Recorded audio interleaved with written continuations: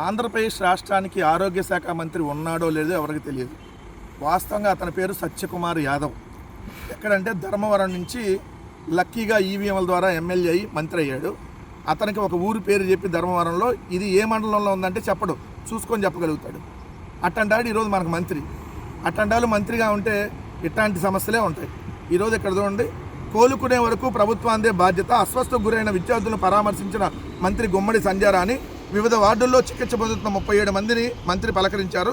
గురుకుల పాఠశాలలో చదువుతున్న బాలికల్లో 129 మంది అస్వస్థకు గురయ్యారని, వారిలో 37 మందిని మెరుగైన వైద్యం కోసం కేజీహెచ్కి తీసుకొచ్చామన్నారు.